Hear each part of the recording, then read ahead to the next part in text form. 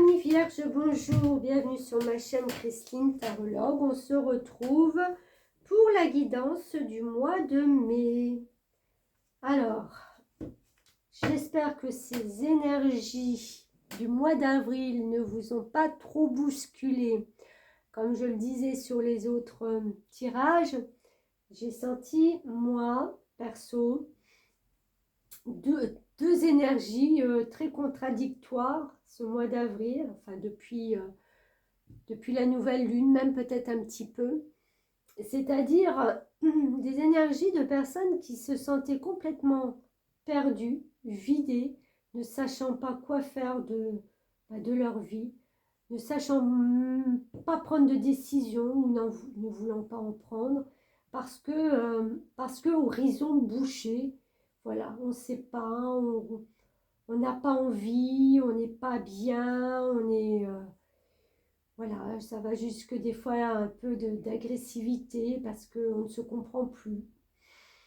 Et à l'inverse, il y a eu des gens qui étaient dans un optimisme pas possible, qui se sont dit, mais même si je ne sais pas ce qui va se passer, mais j'ai foi en l'avenir, aux mois qui vont arriver, tout va être beau, tout va être lumineux, merveilleux, patati patata. Donc voilà ce que moi j'ai ressenti.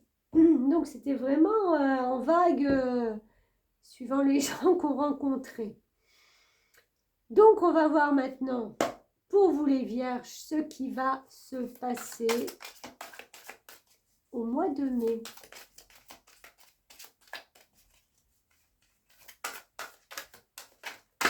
Alors, pour nos amis vierges. Bon. Valet de bâton. Et bien ça saute. Et l'empereur. Ok. Empereur, carte majeure, donc énergie très importante pour ce mois de mai. Le valet de bâton, c'est, on vous demande de regarder une situation un petit peu plus à la loupe, c'est-à-dire de voir les détails. Il y a des détails qui vous échappent. Le bâton, c'est une énergie de feu, c'est une énergie où on a envie d'avancer, de progresser. Mais on vous demande de prendre en compte certains détails de la situation. En bon vierge, les détails, vous connaissez. Il faut que tout soit réglé avant de pouvoir accéder à une autre étape. On est d'accord. Donc, vous allez prendre le temps de disséquer, de regarder à la loupe les choses. Pourquoi? Parce qu'on a cette énergie d'empereur qui suit. L'empereur, c'est quoi? L'empereur, c'est quelqu'un qui a déjà beaucoup d'expérience.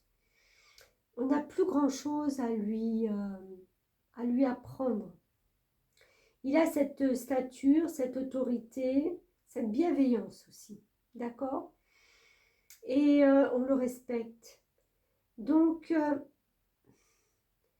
qu'est-ce qui fait que vous devez prendre le temps de regarder certains aspects de votre vie pour comprendre peut-être pourquoi on ne vous respecte pas assez? Ou à l'instar, vous êtes dans une position tellement, j'allais dire hautaine, pourquoi pas, et on vous demande de regarder à la loupe, parce qu'en fin de compte, cette position hautaine vous renvoie par les autres à quelque chose de, je ne veux pas dire négatif, mais ça vous renvoie à quelque chose où en fin de compte, c'est pas vous. Donc, encore une fois, examinez voir la situation, votre situation, comment vous agissez dans la vie, pour qu'on puisse vous respecter, pour qu'on puisse vous admirer. Il y a cette notion de comment je fais, puisque le bâton, hein, c'est le feu, c'est le fer, mais comment je fais pour être plus admirée, respectée, contemplée.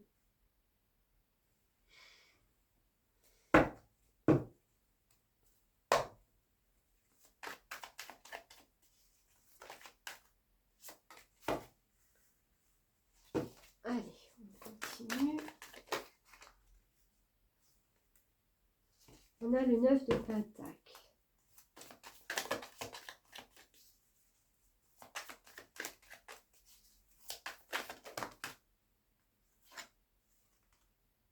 Le 7 de Pentacle.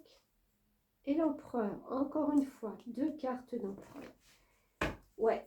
Alors, vous savez ce que c'est, ce qui me vient là tout de suite? J'ai envie de dire que vous avez récolté financièrement, vous avez beaucoup travaillé, vous êtes arrivé à une position confortable, d'accord? Et malgré tout, alors ça vous confère pour vous bien matériel, signe de terre, ancrage, on a ce qu'il faut pour survivre, pour voir venir, pour... donc, je montre ma toute-puissance là-dessus. Mais j'ai envie de dire, mais malgré tout, cet empereur-là, il se pose la question quand même, comment je peux me faire respecter? Il y a une grande question qui vient à vous là pour le mois de mai.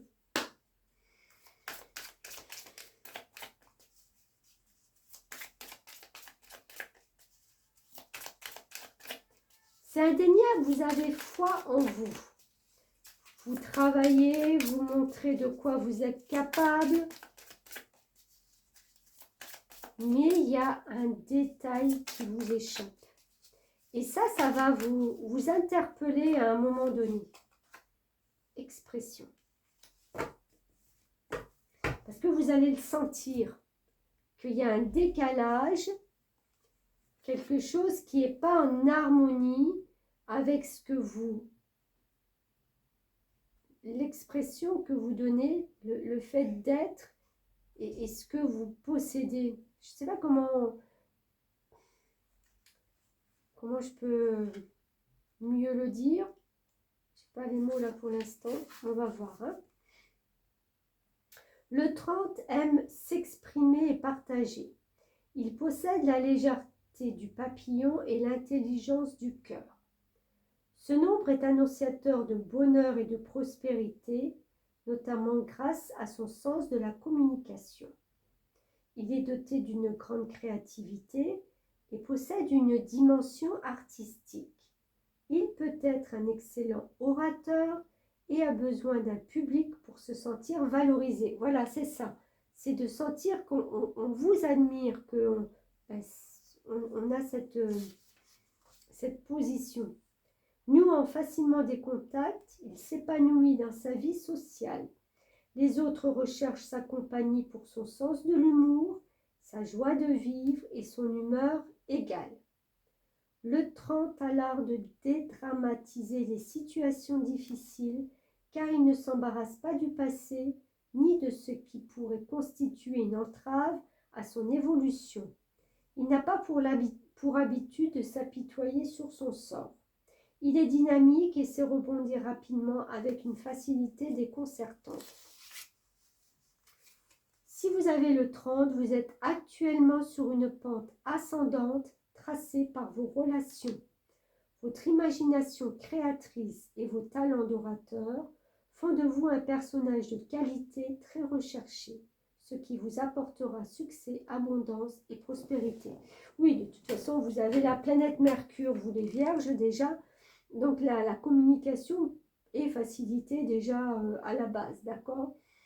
Ouais, créer quelque chose, mais créer quelque chose parce que justement, vous avez tellement travaillé que vous pouvez vous permettre maintenant de partir vers quelque chose de différent ou d'innover ou de continuer sur votre objectif, mais en faisant différemment. Ouais, il y a une forme de créativité qui vient s'ajouter à ça. C'est pas mal. Il vous faut aussi tous les aboutissants. Hein? On part pas, on part pas comme ça, c'est pas le bélier, quoi. Hein? C'est une vierge, quoi. On prend son temps quand même. Hein? On fait pas tout et n'importe quoi.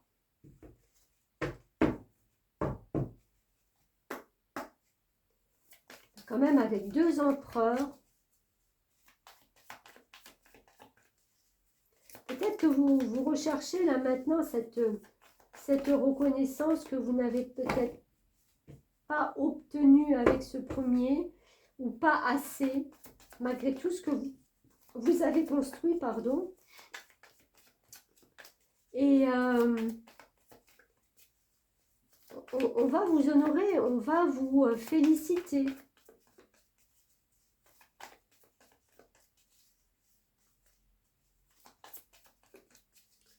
Alors, qu'est-ce qu'on a d'autre?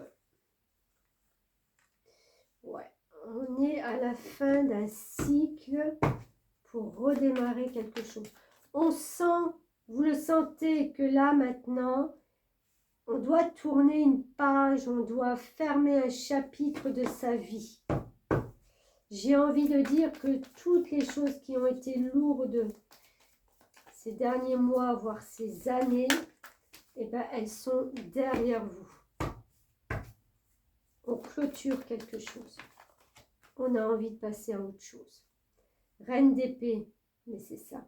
Des nouvelles idées qui viennent pour vous permettre de vous réaliser.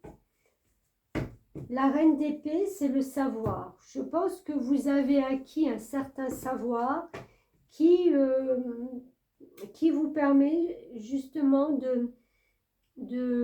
alors c'est pas aussi tranchant dans ces idées, mais de verbaliser vraiment ce que vous voulez, vos nouvelles idées, vos nouvelles conceptions.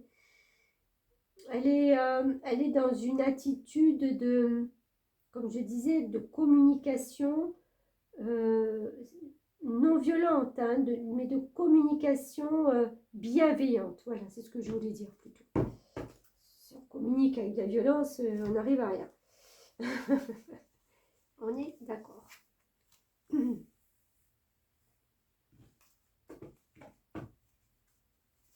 Donc on parle, on communique, on dit ses idées et voilà. Il y a de nouveau un commencement, comme cette carte, où on retrouve un peu plus de légèreté. C'est comme si on s'était vraiment délesté d'un poids, de quelque chose qui a été compliqué. Ouais, on coupe. On coupe avec certaines personnes, on coupe avec des relations, des situations qui ne nous apportent plus.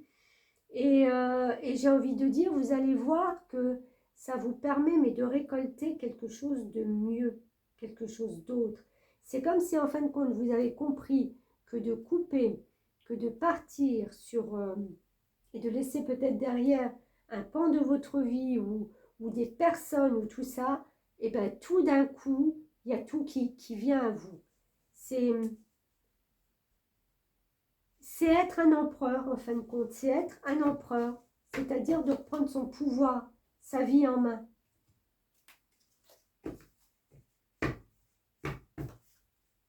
Oups, c'est beau, c'est très beau.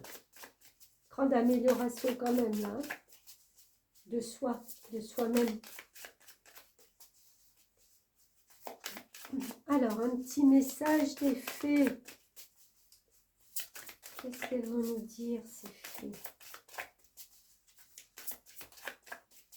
Pour nos amis vierges.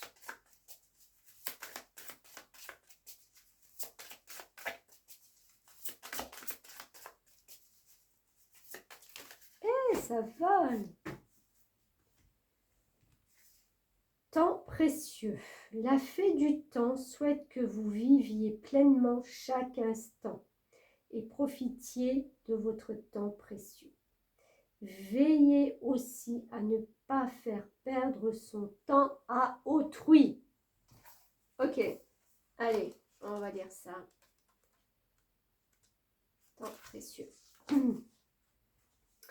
Avez-vous les yeux toujours rivés sur votre montre ou avez-vous l'impression que les jours passent trop vite?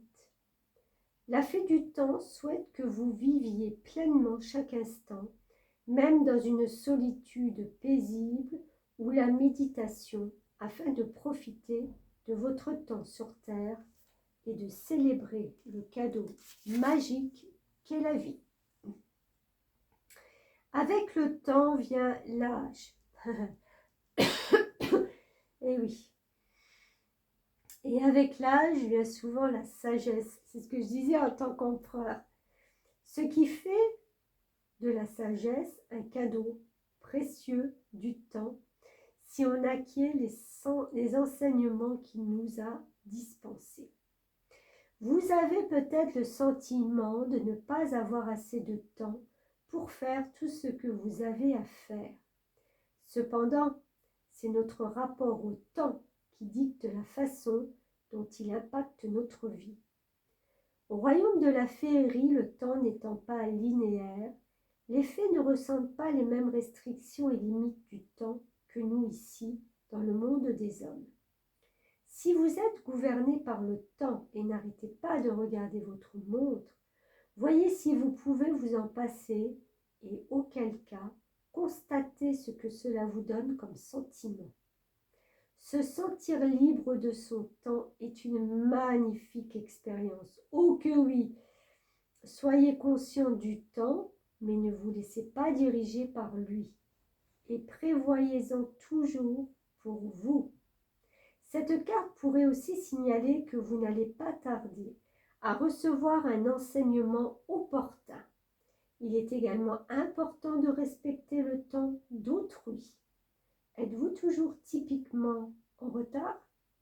Auquel cas, réglez votre alarme un peu plus tôt, arrivez à l'heure et surprenez tout le monde. C'est trop beau, cette notion de temps, de se dire que le temps passe vite, qu'on a encore plein de choses à faire. J'ai envie de dire, déblayez, partez à l'essentiel, partez à ce qui résonne le plus avec votre être, hein? Être dans l'être et non pas être dans le faire. Parce que, quelle que soit notre mission de vie sur cette terre, on n'aura jamais le temps de tout faire. On reviendra peut-être un jour et on terminera ce qu'on n'a pas fini. Mais voilà, soyez en connexion avec vous-même et c'est comme ça que vous apporterez une énergie où on vous respectera un peu plus, où vous aurez plus l'impression, en fin de compte, peut-être de prendre votre temps, parce que je pense qu'un empereur, malgré toutes les devoirs qu'il a envers ses sujets, il peut aussi de temps en temps prendre son temps et laisser les autres se dépatouiller. C'est peut-être aussi ça le message. Laissez un peu les autres se dépatouiller. Vous êtes là en cas où, en tant que bon roi, mais vous n'avez pas besoin d'être là tout le temps, parce que votre temps aussi est précieux. Voilà, amis vierges, je vous remercie de m'avoir suivi. Comme à l'accoutumée, n'oubliez pas de partager, de commenter, de liker et de vous abonner si ce n'est déjà fait. Je vous dis merci et à très vite.